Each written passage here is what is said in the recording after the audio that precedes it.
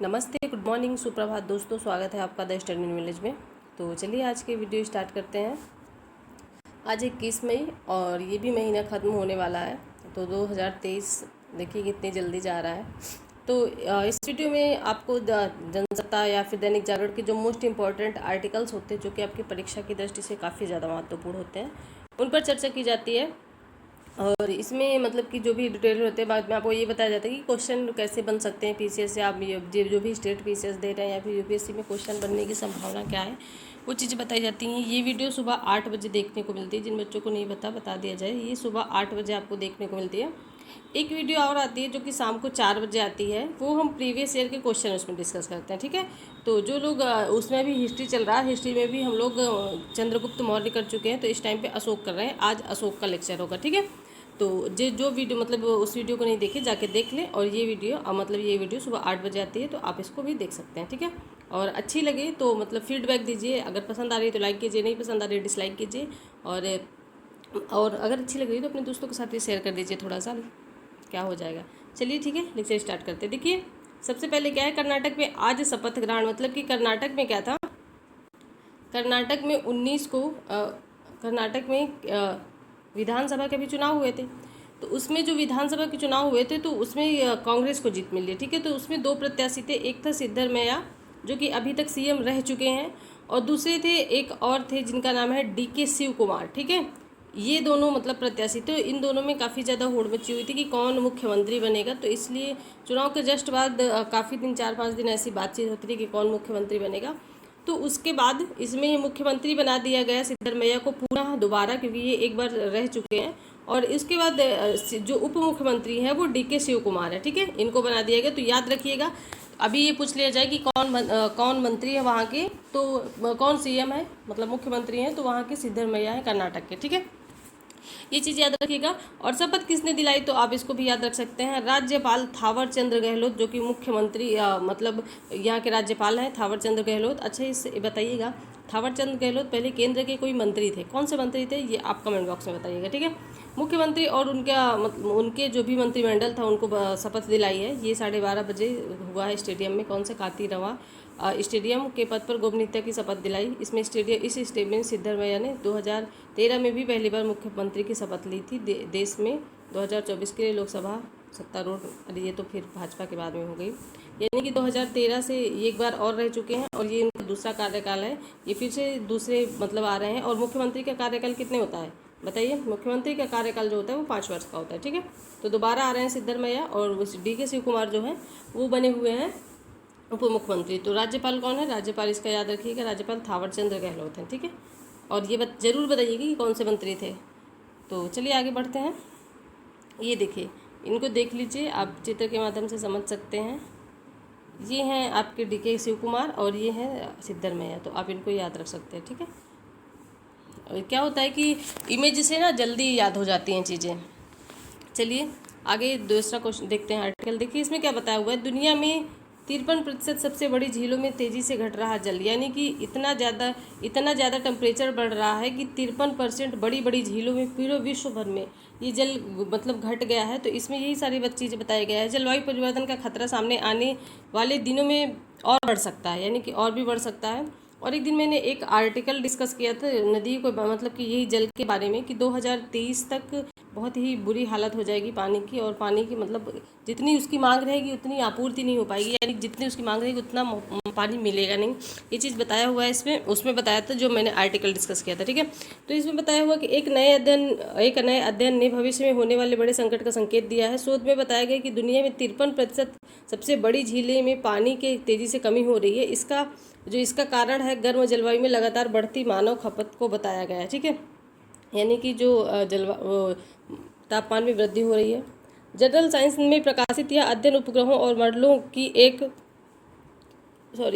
श्रृंखला के आधार पर वैश्विक झील जल भंडारण परिवर्तनशीलता के रुझानों के आधार पर तैयार किया गया, ठीक है। पहला व्यापक मूल्यांकन है कि शोध में बताया गया है। देखिए क्या बताया गया है। लेखक अमेरिका के वर्जीनिया यूनिवर्सिटी के फोंग फेंग याओ ने कहा कि भविष्य के संकट को देखते हुए झील के पानी के कम होने के कारणों की जानकारी जल प्रबंधकों और समुदायों को दी जानी चाहिए। कजाकिस्तान और उज्बेकिस्तान के बीच अरल सागर देखिए अरल, जो कि कजाकिस्तान और उज्बेकिस्तान के बीच कौन सा सागर है? एक सागर है जिसका नाम है अरल सागर, तो आप इसको याद रखिएगा। अरल सागर झील सूखने से, ये मतलब ये भी सूख गया है ना, पर्यावरण संकटों के कारण ये सूख गया था, ठीक है। तो ये सारी चीज़ें इसमें बताई गई हैं, और इसमें कि 53% जल भविष्य में सूख गया है पूरे विश्व का झीलों का। तो देखिए इसको अरल सागर है, ये पूरा सूख गया है। और ये याद रखिए कि कौन कौन से देश के बीच में है, तो ये है कजाकिस्तान और उज्बेकिस्तान के बीच में, ठीक है। चलिए आगे बढ़ते हैं। ये देखिए, इनको आप पहले देख लीजिए, इनकी बात हो रही है। तो इसमें है नाइजीरिया की शेफ हिल्डा बस्सी ने सबसे लंबे समय तक खाना पकाने का Guinness book of world record बनाया है। राष्ट्रपति मोहम्मद बुहारी और कई राजनेताओं ने, मतलब कि राष्ट्रपति वहाँ के याद रखिएगा, कहाँ के हैं? नाइजीरिया के राष्ट्रपति कौन है? मोहम्मद बुहारी, तो उसके बारे में याद रखिएगा। और इनका याद रखिएगा हिल्डा बस्सी। किस लिए इनको गिनीज बुक में इनका नाम छपा है? तो ये सबसे लंबे टाइम पे खाना पका रहे हैं, ठीक है। सबसे मतलब काफ़ी टाइम तक और काफ़ी व्यंजन, कई प्रकार के व्यंजन पकाए, उसलिए इनका नाम गिनीज बुक में छप गया है, ठीक है। तो आप इनका याद रखिएगा। नाइजीरिया की है, पहली बात तो देश याद रखिएगा कहाँ की है, नाइजीरिया की है। नाम क्या है? हिल्डा बस्सी नाम है। और वहाँ के राष्ट्रपति कौन है? तो वहाँ के राष्ट्रपति आप देखिए मोहम्मद बुहारी, ठीक है, नाइजीरिया के। चलिए आगे बढ़ते हैं। देखिए इसमें प्रधानमंत्री जापान में जाएंगे, G7 की मीटिंग है उसको अटेंड करने क्वाड में हो रही है। तो क्वाड शिखर सम्मेलन, और हिरोशिमा में पहुंचे प्रधानमंत्री नरेंद्र मोदी। तो ये जो G7 की मीटिंग होती है उसको अटेंड करने कहाँ हो रही है? जापान में हो रही है। तो यही इंपॉर्टेंट है हमारे लिए। जापान देख लेते हैं, जापान है कहाँ। तो पहली बात तो आप इसमें देखिए, जापान को हम इसमें देखते हैं, फिर उसके बाद इसका ये आपका पूरा विश्व का मैप है। तो ये जो एरिया दिख रहा है, ये देखिए यहाँ पे, ये है जापान वाला हिस्सा, ठीक है। ये है हमारा जापान वाला हिस्सा, और ये पैसिफिक ओशन यानी कि प्रशांत महासागर, ये भी पैसिफिक ओशन है। ये है रसिया, और ये अपनी प्यारी कंट्री इंडिया, और ये है चाइना, ठीक है। तो जापान आपको समझ में आ गया कहाँ है। चलिए अब जापान के बारे में हम लोग देख लेते हैं। ये है जापान के द्वीप, ठीक है। 4 द्वीपों से मिलकर बना है जापान। तो इसमें पहले का मतलब इसमें सबसे बड़ा द्वीप देखिए, पहला ऊपर सबसे ऊपरी द्वीप कौन सा है? तो इसको होक्काइडो, फिर होन्शु है, फिर उसके बाद है शिकोकू और क्यूशू, ये 4 द्वीप हैं, ठीक है। तो जो हमारी जो मतलब जापान की राजधानी टोक्यो है वो होन्शु द्वीप पर। ये क्वेश्चन पूछा हुआ है कि जापान का सबसे बड़ा द्वीप कौन है, तो होन्शु द्वीप है, ये चीज़ याद रखिएगा। कभी भविष्य में ये भी संभावना हो सकती है कि उत्तरी द्वीप कौन सा है, तो उत्तरी द्वीप है आपका होक्काइडो, फिर होन्शु और शिकोकू और क्यूशू। ये चारों द्वीप कभी मतलब उस पर लगाने के लिए आ गए थे नंबर से, कि ऊपर मतलब उत्तर से दक्षिण की, उत्तर कौन सा है, फिर दक्षिण कौन सा, फिर मतलब उसके नीचे ऐसे आ गए थे। तो इनको आप याद रखिएगा। ये क्वेश्चन पूछे हुए हैं, 2 क्वेश्चन। एक तो कौन सा मतलब सबसे बड़ा द्वीप है, एक इनका लाइन में आ गया था लगाने के लिए, ठीक है। तो आप इनको याद रखिएगा। और ये है आपका जापान, जो मतलब सी ऑफ जापान से जापान का सागर, और ये है आपका पैसिफिक ओशन यानी कि प्रशांत महासागर। तो ये सारी चीज़ें आपको बता दी गई, आप इनको याद रखिएगा कि इसकी राजधानी कौन सी है, इसकी राजधानी कौन से द्वीप पे है, तो होन्शु द्वीप पे, ठीक है। चलिए आगे बढ़ते हैं। ये सबसे बड़ा मतलब कई दिन से, जो 2 दिन से ये काफ़ी बड़ी न्यूज़ बनी हुई है। इसमें क्या बताया गया है कि जो 2000 की नोट है वो प्रचलन से बाहर कर दी गई हैं, और 30 सितंबर तक ये कहा गया है कि 30 सितंबर तक आप इनका मतलब चेंज कर सकते हैं, रिजर्व बैंक इनको वापस ले लेगा। लेकिन अब 3000 की नोट छपेंगी नहीं, ये बताया हुआ है। हालांकि जब जब नोटबंदी हुई थी, कब हुई थी? नोटबंदी हुई थी 8 नवंबर 2016 को। उसके बाद जब नोट छपी थी, जब ये 2000 की नोट प्रचलन में आई थी, तभी ये कह दिया गया था कि ये कुछ ही टाइम तक के लिए है, फिर उसके बाद इसको बंद कर दिया जाएगा। तो अभी 2000 की नोट बंद हो चुकी है, और 30 सितंबर तक जाके इसको जिसके घर में हो नोटें वापस कर सकता है, बैंक ले लेगा। और फिर उसके बाद यहाँ पे इसको मतलब प्रचलन से बाहर कर दिया गया। रिजर्व बैंक ऑफ इंडिया के जो चेयरमैन है उन्होंने ये डिसीजन लिया। अच्छा ये बताइए कि reserve bank of India RBI के चेयरमैन कौन है, ठीक है।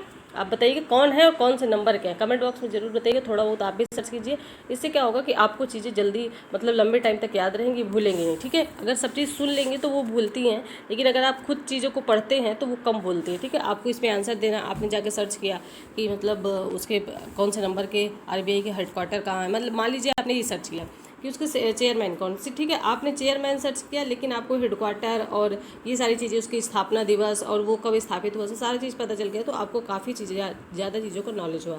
और कौन से नंबर के पूरा सर्च करके बताइएगा, ठीक है। ये आज का आर्टिकल देखियो, इसमें क्या है, संबंधों के सामाजिक आयाम के बारे में बताया गया है। तो चलिए इसको डिस्कस कर लेते हैं। पहले इसमें मोटा मोटा बता दूं कि समलैंगिकता की बात की जा रही है, ठीक है। समलैंगिकता क्या है? जिन लोगों को नहीं पता बता दिया जाए कि अगर जैसे कि अपोजिट डायरेक्शन के साथ कोई अपोजिट जेंडर के साथ मतलब जो शादियां होती हैं या फिर अपोजिट जेंडर के साथ जैसे कि लड़का लड़की की शादी हुई, तो ऐसे मतलब अपोजिट जेंडर के साथ शादी होती है उसको हमारे समाज में मान्यता प्राप्त है, ठीक है। लेकिन अगर वो मतलब समलैंगिकता का मतलब एक ही जेंडर एक ही लिंग के साथ अगर शादी करते जैसे लड़का लड़का या लड़की लड़की, तो वो हमारे समाज में उसको एक्सेप्ट नहीं किया जाता और उसको बहुत ही मतलब कि गंदी निगाह से बहुत ही मतलब कि एक अच्छा नहीं देखा जाता। एक मूवी भी इसके ऊपर बनी थी, नहीं इसके ऊपर नहीं बनी थी, वो बनी थी जो लिव इन में रहते हैं उसके लिए बनी थी, सॉरी इसके ऊपर मूवी नहीं बनी, ठीक है ठीक है। तो इसमें यही समलैंगिकता की बात की जा रही है कि कैसे मतलब इसमें कुछ इसकी आलोचनाएं की गई हैं, कुछ इसका समर्थन भी किया गया है। आलोचनाएं क्यों की गई, देखिए इसमें जो भी लिखा है वो मैं नहीं बोल रही हूँ, इसमें जो लिखा है वो भी वही मैं वो मतलब जो लिखा है वही मैं बोल रही हूँ, ठीक है। तो आप मेरे ऊपर मत आइएगा कि आप अभी इसके विरोधी या फिर आप इसके सपोर्ट में है। मैं अभी ये चीज़ें नहीं बोल रही हूँ, मैं फिर बाद में अपना व्यू दूंगी कि मेरा ख्याल इस बारे में क्या है, ठीक है। तो यही सारी चीज़ें इसमें बताई गई हैं। सुप्रीम कोर्ट ने अभी डिसीजन दिया था 5 साल पहले कि समलैंगिकता को मतलब कि अब इसको अपराध नहीं माना जाएगा। पहले क्या होता था, समलैंगिकता को अपराध माना जाता था, तो लोग डर डर के ये सारी मतलब जीवन व्यतीत करते थे। तो अभी मतलब उसको अपराध नहीं माना जाता, 5 साल पहले सुप्रीम कोर्ट ने कह दिया है। तो ये अब लोग ये मांग रहे हैं, इन लोगों की मांग ये है कि शादी करने का मतलब कि समलैंगिक के साथ शादी करने का भी हम लोगों को सुप्रीम कोर्ट बोल दे। और ये ऐसा इनकी मंशा है कि सुप्रीम कोर्ट इनके पक्ष में ही जो भी मतलब कि निर्णय देगा, ये इनका मानना है, ठीक है। तो चलिए इस पर डिस्कशन कर लेते हैं, लिखा क्या है देख लेते हैं, ठीक है। देखिए करीब 5 साल पहले सर्वोच्च न्यायालय ने समलैंगिकता को अपराध की श्रेणी से हटा दिया था और उसके बाद समलैंगिक विवाह को कानूनी मान्यता देने की मांग उठनी शुरू हो गई। यानी कि सिर्फ इसको अपराध की श्रेणी से 5 साल पहले हटाया था, लेकिन उसके बाद क्या हुआ कि अब हमको विवाह की मांग दीजिए, समलैंगिक विवाह की मांग दीजिए, यानी कि हम एक ही लिंग के साथ या एक ही जेंडर के साथ विवाह कर सकते हैं, ऐसी मांग उठनी शुरू हुई।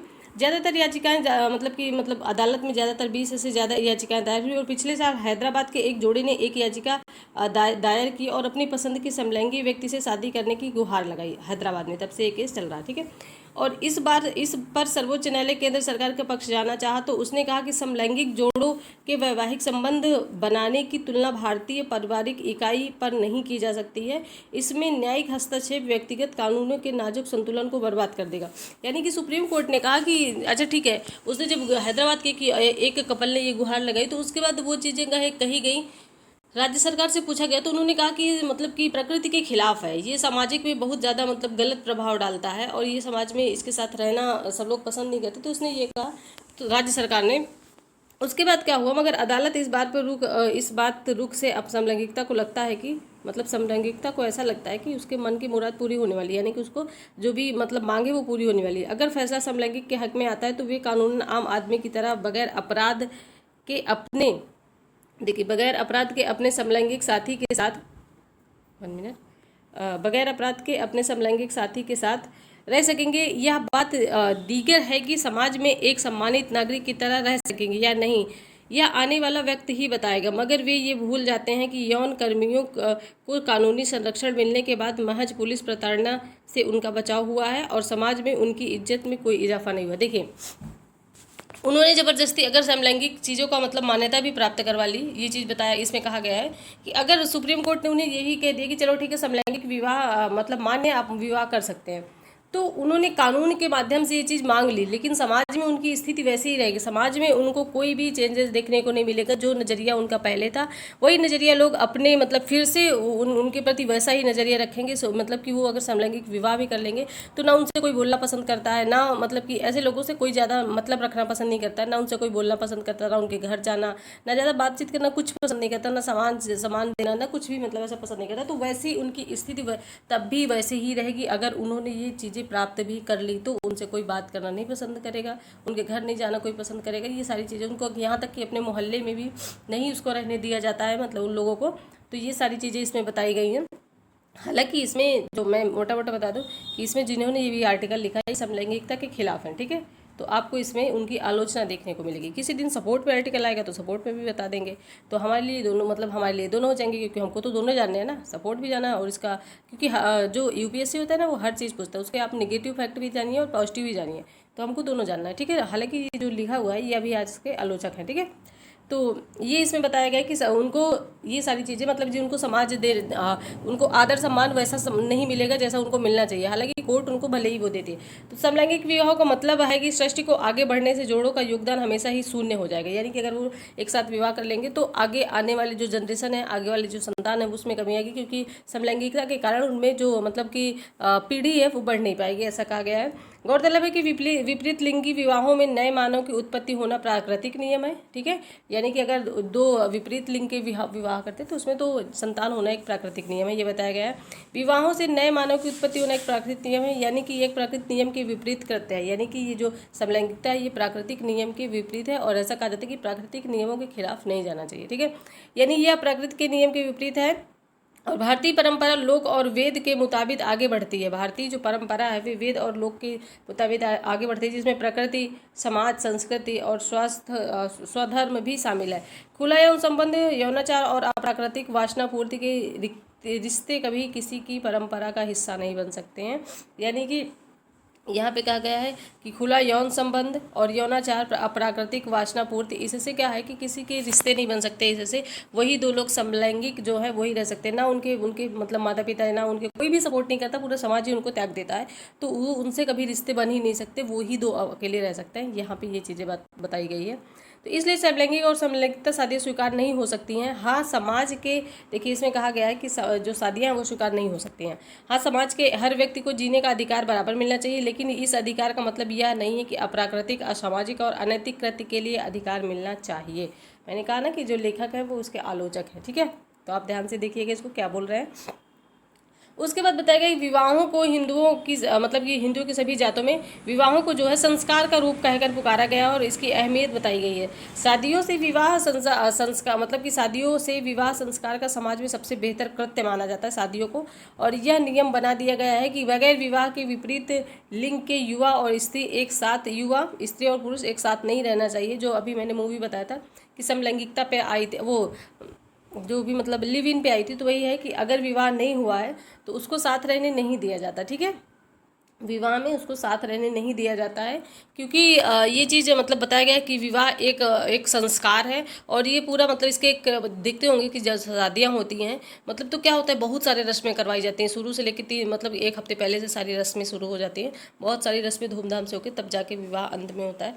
तो यही सारी चीज़ें बताई गई हैं कि उनको अगर मतलब स्त्री पुरुष भी हैं, विपरीत लिंग के भी हैं, फिर भी उनको शादी से पहले एक साथ रहने नहीं दिया जाता, यानी कि लिव इन में नहीं लिव इन में रहने नहीं दिया जाता। इसको भी बहुत ख़राब नज़र से देखा जाता है। ठीक है, तो ये सारी चीज़ें इसमें बता दी गई हैं। देखिए इससे बताया हुआ है कि समाज उस वक्त लोगों को हैरानी हुई जब देश में सबसे बड़ी अदालत ने समलैंगिकता को 5 साल पहले मान्यता दे दी, और जिन कारणों से शारीरिक बनावटों या वैज्ञानिक नियमों को हवाला देकर सुप्रीम कोर्ट ने समलैंगिकता को अपराध से मुक्त किया है, उनके कई दर्जन कारण हो सकते हैं। समलैंगिकता को अप्राकृतिक या असामाजिक या अवैज्ञानिक साबित करने के बगैर समाज के जिम्मेदार संगठन या लोग जायज ठहराने लगे। बहुत बहस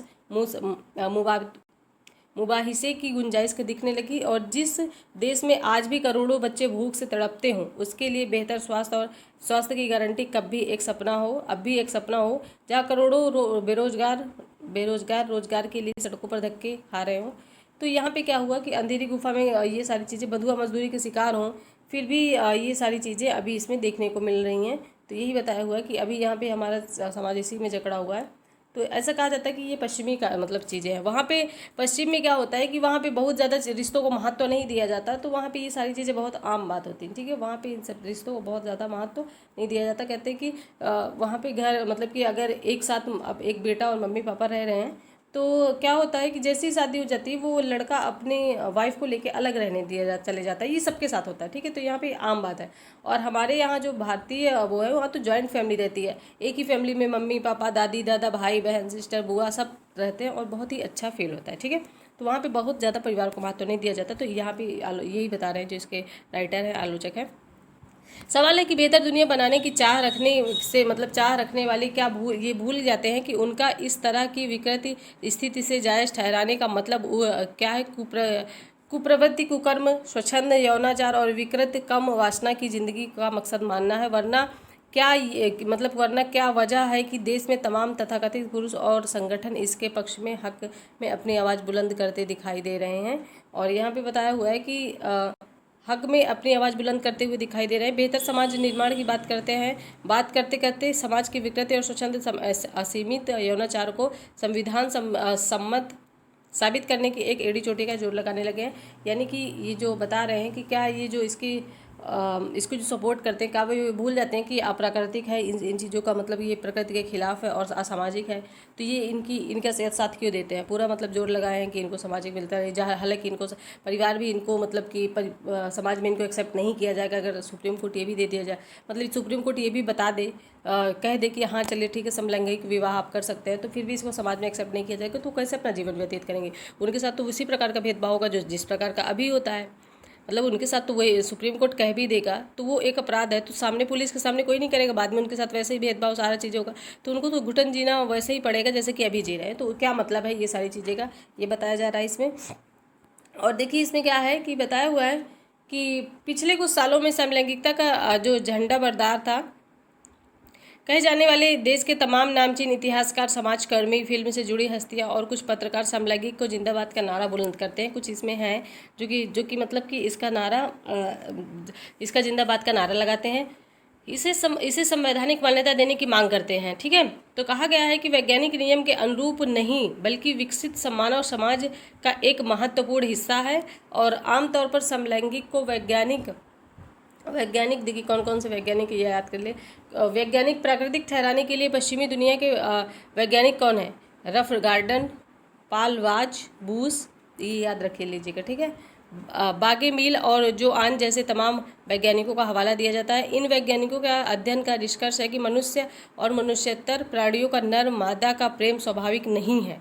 इतना ही नहीं, यहाँ पे देखिए ये लोग कहते क्या हैं, किस प्रकार से मतलब अपनी बात रखते हैं। इतना ही नहीं, जिराफ, तोते और बोनोटी बिटल जैसे जीवों में समलैंगिक व्यवहार देखे जाते हैं। ठीक है, और प्रकृति में 1,500 प्रजातियों में समान लिंगुइक होमोसेक्सुअलिटी, ठीक है, 1,500 होमोसेक्सुअलिटी पाई जाती है। गजब बात यह है कि लाखों जीव को प्रजातियों को महज 1,500 होमोसेक्सुअल को ये लोग देख रहे हैं। यहाँ पे कहा जा रहा है कि ये 1,500 को देख रहे हैं और जो लाखों यहाँ पे भरे पड़े हैं कि वो विपरीत लिंग के साथ रहते हैं, वो चीज़ इनको नहीं दिखाई दे रही। ये लोग 1,500 के पीछे पड़े, 1,500 लोग ऐसे रहते हैं। ठीक है, तो इसमें क्या है कि लाखों जीव होमोसेक्सुअल के मतलब 1,500 होमोसेक्सुअल है, बाकी लाखों प्रजातियों में नर मादा में भी यौन व्यवहार होता है, उसे क्यों नज़रअंदाज कर दिया गया है? ऐसी बातें जो आम आदमी के गले ना उतरें, उन्हें विकृत वासना के समर्थक में मतलब नहीं रखना चाहिए। और उसमें ये सारी चीज़ें बताई गई कि ये जो वैज्ञानिक है ये सब चीज़ें बता रहे हैं। तो इसमें कौन कौन से वैज्ञानिक है? रफ गार्डन, पाल ब्याज, बूस और बालेगिन जो आन, इसमें यही सारी चीज़ें कही गई हैं कि ये लोग, इन्होंने कहा है कि ये मतलब प्राकृतिक है और इसमें 1.5 तोता, जिराफ, ये सारे जो होते हैं जीव, ये भी समलैंगिकता के साथ ही रहते हैं, सबलिंग के साथ ही रहते हैं। तो ये इनकी संख्या कम से कम 1,500 है। तो ये कहा जो राइटर है उन्होंने कहा इनको 1,500 समझ में आ रहा है और जो लाखों लोग, करोड़ों लोग रहते हैं उनकी बात नहीं समझ में आ रही क्या? तो ये कहा है। देखिए इसमें कहा है कि उन्होंने उन्होंने इतना ही नहीं और मतलब गौर करना मुनासिब नहीं समझा कि उनका दाम्पत्य जीवन महज संतान पैदा करने के लिए या उसके लिए एक अद्भुत सुख की प्राप्ति मिलता है। वे क्या अप्राकृतिक कृत्य के जरिए अपनी वासनाएं पूरी करते हैं? ऐसे लोग क्या बताएंगे कि नर नारी के स्वाभाविक आकर्षण नहीं है? मतलब कि वो लोग कह रहे हैं वासना पूरी करने के लिए ये सारी चीज़ें करते हैं, तो उनको क्या पता कि नर नारी का रिश्ता कैसा है। ठीक है, तो दुनिया में अभी बलात्कार की 99% घटनाएं नारी वर्ग के से ही ताल्लुक़ क्यों रखती है? यानी कि अगर ये बोल रहे हैं कि हम मतलब कि हमको कोई बोलता है ना कि हम मतलब कि हमको अपने साथ जो मतलब हमारा जेंडर है उसमें इंटरेस्ट है, विपरीत जेंडर में इंटरेस्ट नहीं है। तो यहाँ पे ये राइटर जो पूछ रहे हैं फिर ये 99% ये घटनाएं लड़कियों के साथ ही होती है, रेप जैसी घटनाएं लड़कियों के साथ फिर क्यों होती है अगर ऐसा ही है तो यहाँ पे ये पश्चिमी वैज्ञानिकों का अध्ययन कितना सही है यह गौर करने वाली बात है, क्योंकि वहाँ विकास के नाम पर सभी तरह तरह के मानवीय संवेदनाओं को तहस नहस करने में बहुत पुराना इतिहास है। यानी कि वो मानवीय जो समाज होता है उसको बहुत पहले तहस नहस कर देते हैं विकास के चक्कर में कि विकास होगा। मैंने बताया था कि वहाँ पर बहुत ज़्यादा रिश्तों भावनाओं को मान्यता नहीं दी जाती। वहाँ पर लोग एक मतलब कि बहुत एकदम खुला जीवन व्यतीत करते हैं, उनको किसी परिवार से मतलब नहीं, किसी रिश्ते से मतलब नहीं, क्या होता है क्या कर रहे हो कुछ मतलब नहीं। ठीक है, तो वो लोग बहुत ज़्यादा रिश्ते निभाते नहीं हैं, कुछ ही देखने को मिलते हैं। हालांकि बहुत सारे आप लोग को अमेरिकी या फिर बहुत सारे विश्व को लगा कि इन सब चीज़ों से परेशान होकर भारत में निवास कर रहे हैं। भारत की संस्कृति इतनी अच्छी है, वो यहाँ पे आके रह रहे हैं, आप लोग यूट्यूब पे देखते भी होंगे। ठीक है, तो यहाँ पे बताया गया है क्योंकि वहाँ का विकास मतलब कि मानवीय जो संवेदनाएं हैं उसको तहस नहस कर देते हैं। अगर आकर्षण समान लिंगी में खोजा गया है तो ये प्राकृतिक यथार्थ के खिलाफ एक चुनौती है, जिसे भारत में समलैंगिक विवाह की वैधता दिलाने के लिए बुद्धिजीवियों का एक वर्ग मतलब इसमें जोर लगा रहा है। तो ऐसा बताया गया है। जो इसका राइटर है वो उसकी बहुत बड़े आलोचक है। तो पूरे बात में उन्होंने ये बताया कि क्यों नहीं होना चाहिए। विकास और विज्ञान दोनों ही जब विकृति और स्वाभाविक कृति के रूप में इस्तेमाल करने लगे तो समलैंगिक जैसी विकृत मनोदशा को प्राकृतिक साबित करने के लिए समलिंगी समाज के लोग सामान्य समाज की मान्यताओं को हथियार के रूप में इस्तेमाल करने लगते हैं। और समान लिंगी भोग से पैदा हुए एड्स जैसे खतरनाक असर और इसके इतिहास को जो जानते हैं वे समलैंगिक का समर्थन नहीं करते हैं। यानी कि एड्स वगैरह जो है बहुत तगड़े से फैलता है। इस चीज़ में समलैंगिकता में ऐसा बताया गया इनके द्वारा, राइटर के द्वारा। तो जो इस बीमारी को मतलब जो इनके बारे में जानते हैं वो समलैंगिक का समर्थन नहीं करते। ये सारी चीज़ें बताई गई हैं। और एड्स की कोई भी बीमारी, एड्स का कोई इलाज नहीं है, ठीक है, उससे व्यक्ति की मृत्यु हो जाती है। तो यहाँ पे बताया गया है, ठीक है, इसका वायरस बताइएगा, एड्स का आप वायरस बताइएगा, ठीक है, एड्स का आप वायरस बताइएगा कि एड्स में कौन सा वायरस है। तो 3 क्वेश्चन हो गए, आप लोग नोट करके बता सकते हैं, ठीक है। तो देखिए इसमें समलैंगिक का कभी समर्थन नहीं करेंगे। दूसरी बात, अगर इसे समाज में सहज स्वीकृति मिल जाए तो कल्पना करिए मानव सृष्टि का नाश होने में बहुत वक्त नहीं लगेगा। हाँ, इतना जरूर होना चाहिए कि समलैंगिक जोड़ों को समाज में मुख्य धारा में स्थान भले न मिले पर लेकिन जीवन जीने के प्राकृतिक और संवैधानिक अधिकारों के बीच इन्हें वंचित नहीं किया जाना चाहिए। तो राइटर ये कह रहे हैं कि इनको मुख्य धारा में स्थान भले न मिले लेकिन उनके साथ मानवीय जो मतलब घटनाएं होती रहती हैं, उनको अलग अलग नामों से पुकारा जाता है, तो वो ना पुकारा जाए, उनको उसी प्रकार सम्मान से जीवन जीने दिया जाए। हालांकि ये इस चीज़ के खिलाफ है, मतलब इसकी प्रकृति के खिलाफ है। अगर वो एक दूसरे के साथ विवाह मतलब वैवाहिक बंधन में बन जाते हैं तो ये सारी चीज़ें समाज उनको मान्यता वैसे भी नहीं देगा। तो ये कहा कि उसको संवैधानिक और प्राकृतिक संवैधानिक अधिकार दिए जाने चाहिए, हालांकि उनके साथ कोई भेदभाव नहीं किया जाना चाहिए। तो बहुत डिटेल में आपको ये आर्टिकल समझा दिया गया है। फिर भी अगर आपके मन में कोई डाउट हो तो कमेंट बॉक्स में बताइएगा। आपको कैसा लगा ये आज का मतलब जो भी करंट अफेयर्स का वीडियो था, बताइएगा कैसा लगा। सारा चीज़ आपको बता दिया गया, जो इंपॉर्टेंट चीज़ें आपको बता दी गई हैं। लेकिन फिर भी आपके मन में कोई डाउट हो तो कमेंट बॉक्स में बताइएगा। अगर चीज़ें पसंद आ रही तो फिर से बोल रही हूँ, अगर चीज़ें पसंद आ रही हैं तो प्लीज़ लाइक कर दीजिए। एक लाइक करने में आपका कुछ नहीं जाएगा, बस लाइक से कुछ होता नहीं है, बस ये पता चलता है कि शायद आपको चीज़ें पसंद आ रही, नहीं पसंद आ रही है तो आप डिसलाइक भी कर सकते हैं और बता सकते हैं कि आपको इसमें क्या ऐड करवाने की ज़रूरत है। तो वीडियो का आप वीडियो में आप सजेशन भी दे सकते हैं कि और इसमें आपको क्या ऐड करवाना है, ठीक है। और अच्छी लग रही हो तो दोस्तों के साथ ज़रूर शेयर करें, और बहुत ही डिटेल में आपके साथ सारी चीज़ें शेयर करते हैं। तो 4 बजे वीडियो आती है वो भी देख लें, क्योंकि उसमें बहुत ही डिटेल में क्वेश्चन बताए जाते हैं आपको कि आपके एग्जाम में कैसे क्वेश्चन बनेंगे। और उसमें प्रीवियस ईयर क्वेश्चन ही हम डिस्कस करते हैं। प्रीवियस ईयर क्वेश्चन में कम से कम हम 8-10 प्रीवियस ईयर क्वेश्चन डिस्कस करते हैं, ठीक है, जिससे आपके एग्जाम में क्वेश्चन छूटने की मतलब की संभावना कम हो जाती है। तो देखिए यहाँ पे अल्बर्ट आइंस्टीन ने क्या कहा है, देखिए यहाँ पे क्या है, सफल इंसान बनने की कोशिश करने के बजाय सिद्धांतों वाला इंसान बनने की कोशिश कीजिए। यानी कि सफल अगर सिद्धांतों वाला मतलब आप अपने सिद्धांत पर अटल रहेंगे कि आपने ये कहा कि मुझे इतने बजे सारी ये कार्य करना है, तो सफल इंसान के पीछे मत भागिए, आप सिद्धांतों वाला इंसान बनना पसंद कीजिए। सफलता आपके खुद ही आपके पास आ जाएगी। तो इनका कहना ये है, ठीक है। कौन है? Albert Einstein. तो याद रखिएगा। तो चलिए आज का वीडियो यहीं तक, और अपनी स्टडी कंटिन्यू करिए और अपने परिवार का ध्यान रखिए, अपनी हेल्थ का ध्यान रखिए। अगर वीडियो अच्छी लगी हो तो लाइक, सब्सक्राइब और शेयर करें और स्टडी कंटिन्यू करिए। फिर चलिए मिलते हैं नेक्स्ट वीडियो में शाम को 4 बजे। धन्यवाद।